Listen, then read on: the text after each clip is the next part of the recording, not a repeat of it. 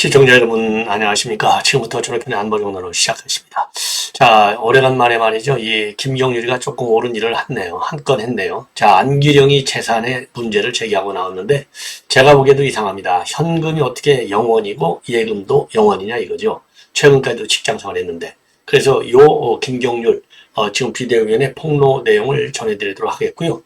자, 그 다음에 상당히 우려스러운 얘기인데 손흥민 선수가 지병을 하나 앓고 있었네요. 희귀병이라고 하는데 사실 뭐 희귀병이라기보다도 뭐 많은 사람들이 겪는 고통인데요. 불면증을 앓고 있다.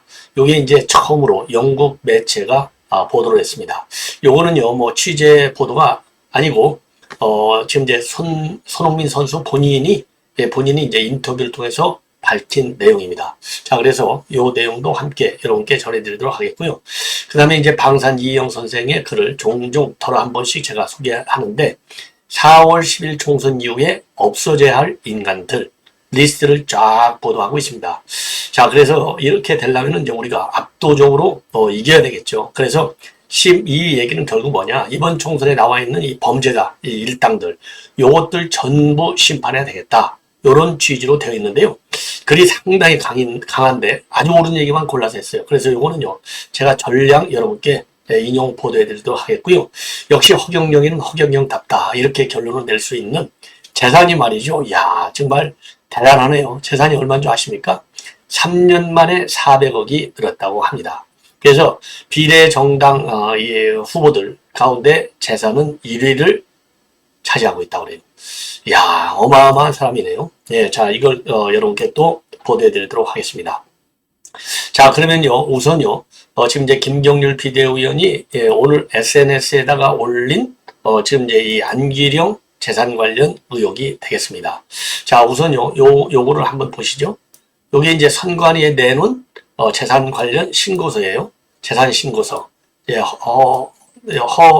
그러니까 이제 안기령이가 내놓은 신고서인데 요걸 보시면요, 이름도 다 이제 안기령이 써 있고 뭐 다 써 있잖아요. 근데 현금하고 그 다음에 예금 이게요 영원으로 되어 있어요. 영원. 이게 말이 안 된다는 것이죠. 자, 뭐 저도 이제 공직생활 했지만 이건 말이 안 되는 일이라고 아니할 수가 없는 상황이다. 자, 그래서 요거를 조금 더 키워드리면, 자, 이게 쭉 나오잖아요. 예, 안기령 딱 나와 있고 재산 표시 신고사항 요걸 보면은 현금과 예금이 영원이라는 거예요. 그러니까 이제 영원이니까 똥물뱅이를 이제 빵빵 딱 쏘는 거죠. 자, 그래서 이제 우리은행 대출금. 그렇죠. 지금 현재 건물을 가지고 있는데 이 건물은 간서구 화곡로 64길에 가지고 있어요. 건물이 36평방미터로 되어 있는데 이게 전세권으로 되어 있습니다. 그래서 전세 보조금이 2억 3천만 원이 되겠고요. 그 다음에 이제 2억 3천만 원이고요. 그 다음에 이제 채무가 얼마냐? 우리은행 대출금이요. 지금 이제 1억 4천만 원이 빠져 있어요. 대출금이. 자, 그래서 총 합계 9천만 원을 재산으로 신고를 했습니다. 이야, 참 이런 경우도 있네요. 그러니까 이제 이명선 같은 경우는 또 여러분들 제가 이제 잠시 이따 이제 오후에 보도해 드리려고 하는데, 자, 이영선 후보의 경우에는요. 좀 재산한 걸 보면은요.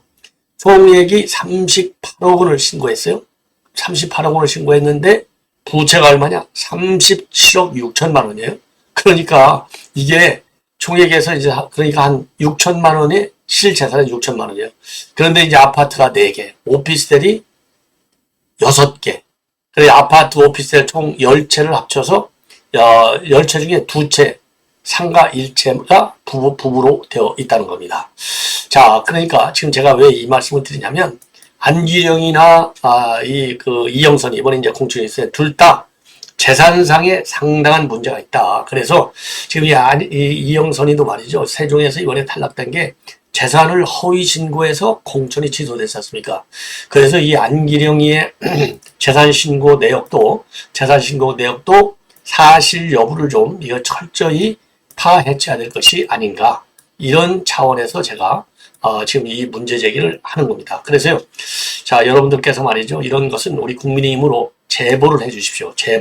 제보를 해 주시고, 왜냐면 이제 첩보, 이게 확인이 안 된다 내용이니까 국민의힘으로다가 여러분들이 등문한 사항을 제보를 해 주시면은 국민의힘에서 뭐 거의 뭐 판사 출신 변호사도 있고 검찰 출신 변호사도 있고 뭐 경찰 출신은 아주 즐비하고요. 그러니까 거기에서 내부적으로 이제 검토를 한 다음에 이제 필요한 법적 조치를 취하겠죠. 그래서 이 안기령이 그러자마자 이게 말이 많았잖아요. 야, 너 이재명이가 더 잘생겼어? 차은우가 잘생겼어?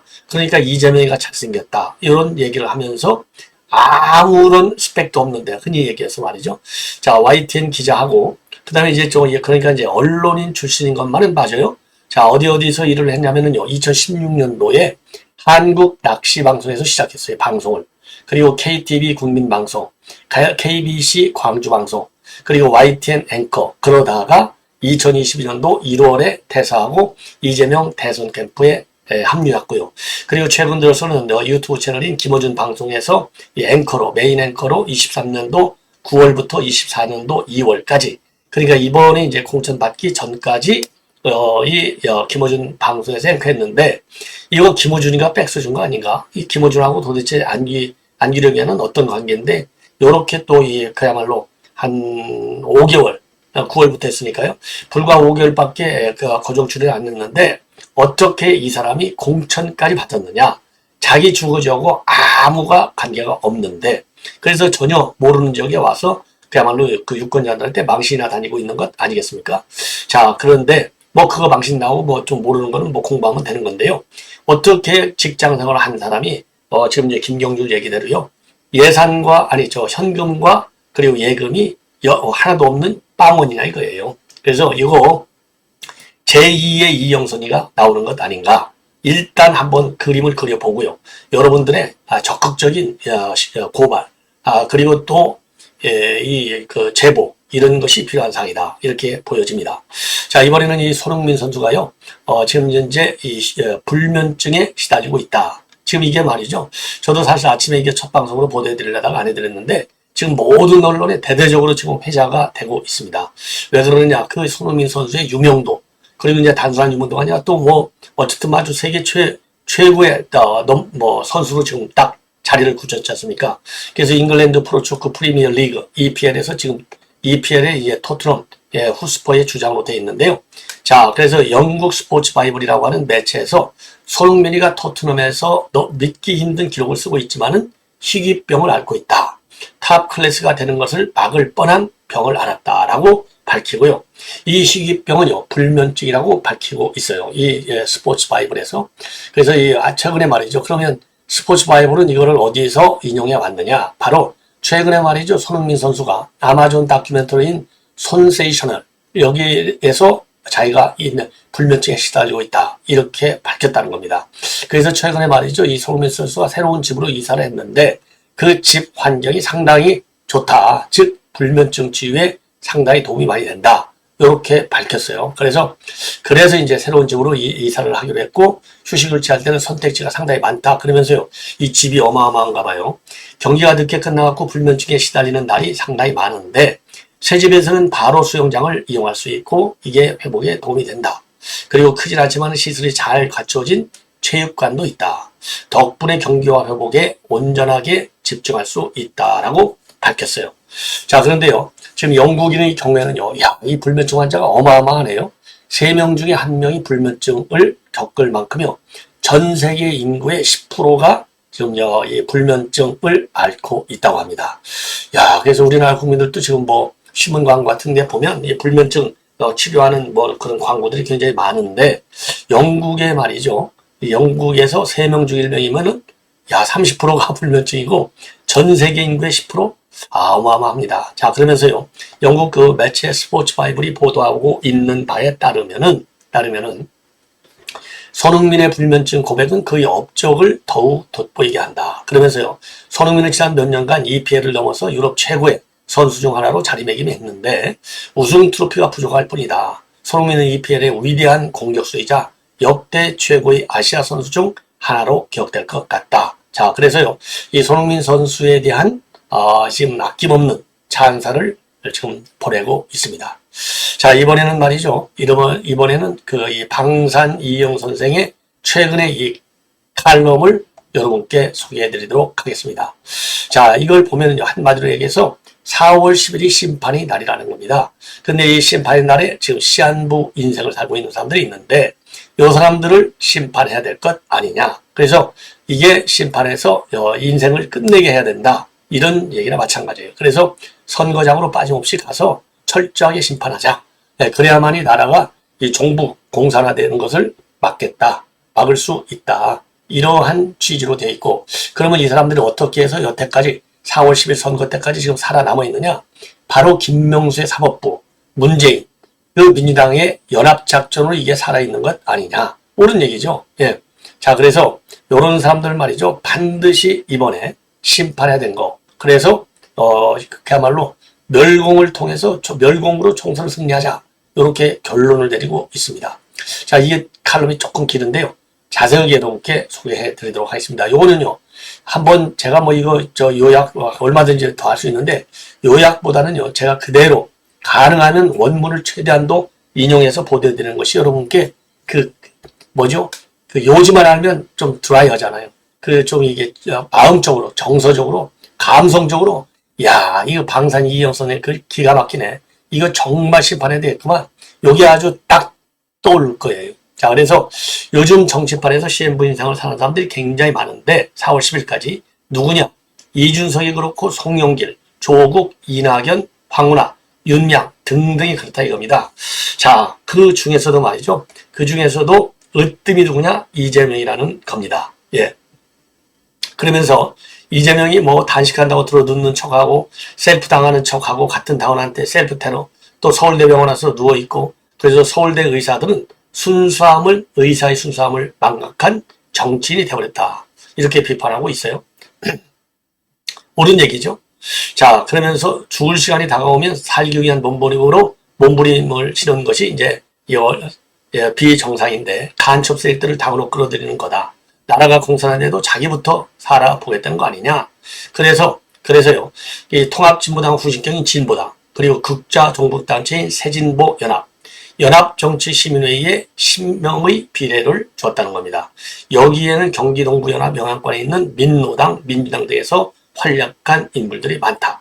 이미 말이죠. 맨 먼저 통진당 후신경인 진보당에서 3명, 그죠? 새진보연합, 용해인이라는 거에서 3명, 그 다음에 시민단체 연합에서 4명. 그래서 10명 딱 줘갖고 이미 다 양이 차버렸잖아요. 예. 요걸 얘기하는 거고, 요 시민단체를 움직이는 사람은 누구냐? 바로 조성우라는 사람인데, 조성우, 박성훈인데요.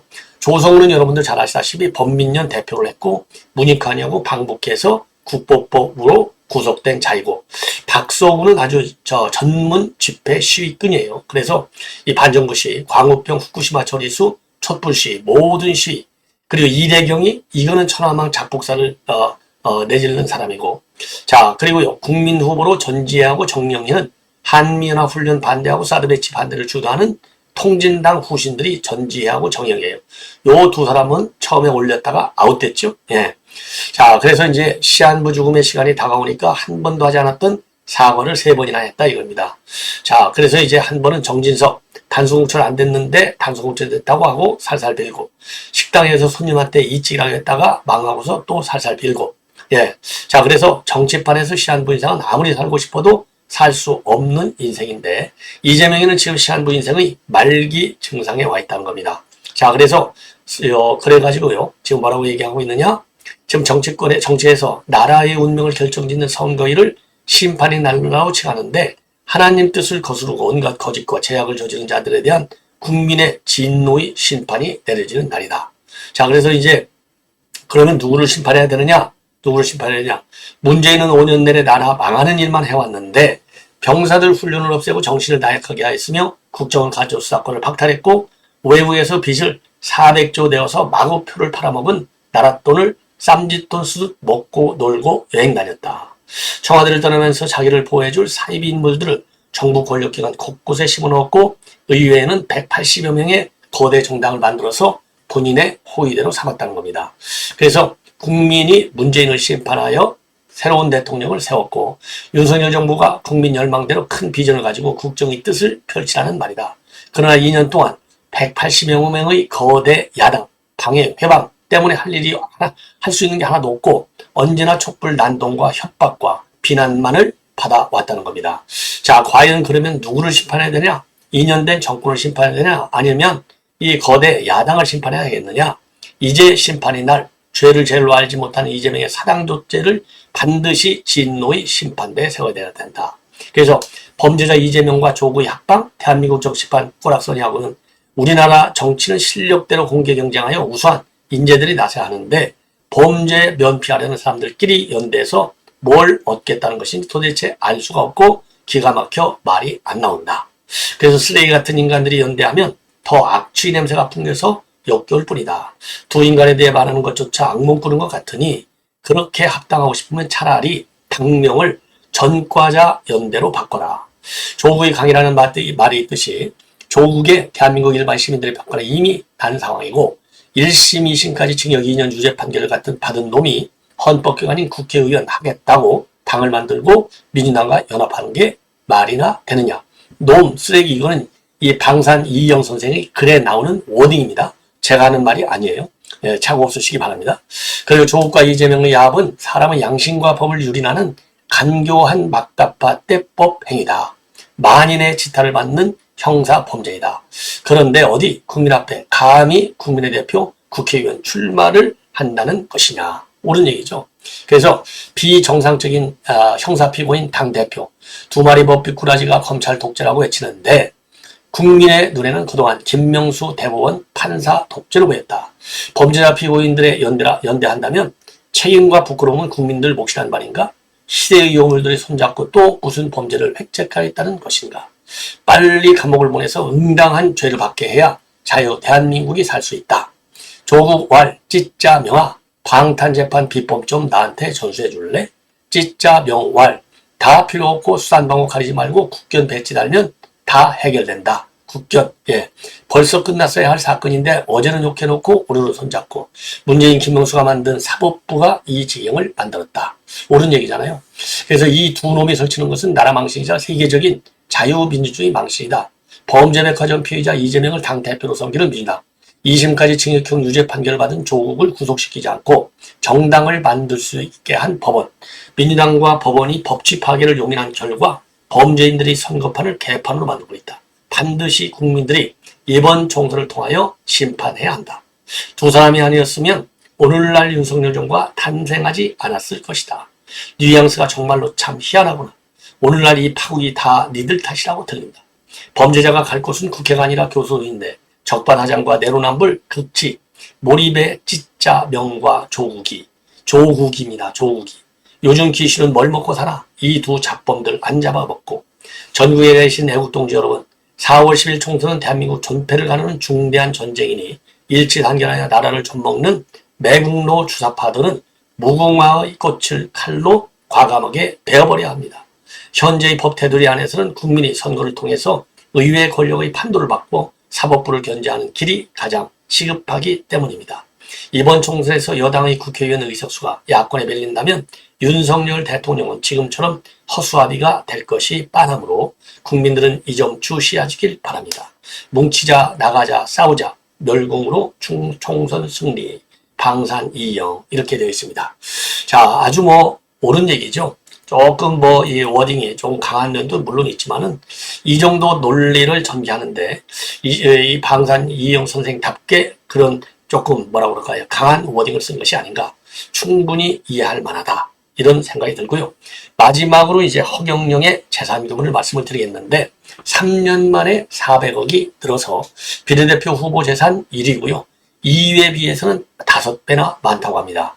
이번에요. 그러니까 이제 허경영 후보가 신고한 재산요. 총액이 481억 5,846만 6천 원이에요. 38개 정당 253명 비례대표 후보 중에 재산이 가장 많고 2위는요. 히시태그 국민정책당 이기남 후보 88억 6,888만 원보다 5배나 많다고 합니다. 그런데 이 허경영은요. 21년도 4월에 서울시장 보궐선거 때는 얼마를 신고했느냐? 72억 6,224만 원이었기 때문에 3년 만에 400억이나 불어난 것이죠. 자, 2022년도 대선 때도 재산이 불어나서 화제가 됐고 그 당시 대선 때는 264억 원, 1년 만에 191억 원이 증가했었답니다. 그 당시에 2022년도에. 자, 그러면 어떤 재산을 가지고 있느냐? 경기도 양주시 장흥면 일대 토지 수만 평을 보유했는데 그 가치가 258억. 그리고 장흥명 하늘궁과 종로구에 있는 피카데리 빌딩 상가, 그 다음에 여의도 국가혁명당 사무실 이런 건물이 251억이나 된다고 합니다. 그런데요, 그럼에도 불구하고 제일 큰 재산은 증권이라고 그래요. 주식회사 하늘궁, 주식회사 초종교 하늘궁, 이런 비상장 주식을 보유하고 있는데 이 비상장 주식 가치가 551억이라고 합니다. 근데 이게 비상장이니까요, 이게 거래되지 않기 때문에 과연 이 가격이 이제 어떻게 되는지는 좀 주관적이기 때문에 좀 달라질 수 있다. 이렇게 이제 우리가 해석은 하는데, 그래도 또 허경영이는 은행하고 사인 간의 채무로 약 604억 원의 부채를 가지고 있다고 그래요. 그래서 이거를 제외하고 나니까 이 허경영의 총 재산은 얼마냐? 481억 원이라고 합니다. 자, 그런데 어쨌든 간에 허경영은요, 최근에 이제 본인의 이 하늘궁, 이 종전시라고 주장하고 있는데, 여기에서 다수 여신도를 성추행했다. 이렇게 해서 집단 고소를 지금 받은 바 있고 경찰이 수사 중에 있어요. 근데 허경영은 뭐라고 이걸 주장하느냐? 이 다수 신도를 성추행한 이 집단 이 종교시설 하늘궁은 이게 뭐냐? 여기서 이제 그 다수 성추행을 했다는 것을 뭐라고 해명하고 있느냐? 영적 에너지를 준 것이다. 이야, 참 대단하죠? 영적 에너지를 줬대요. 성추행하면서. 참 기가 막힌 일이 아닌가. 그래서 수사를 좀 빨리 진행해야 되겠다라는 말씀도 함께 드리고 싶습니다. 시청자 여러분, 이것으로 본 방송 마치고요. 자, 오찬 후에 여러분들을 또 찾아뵙도록 하겠습니다. 많은 시청을 부탁드립니다. 대단히 고맙습니다.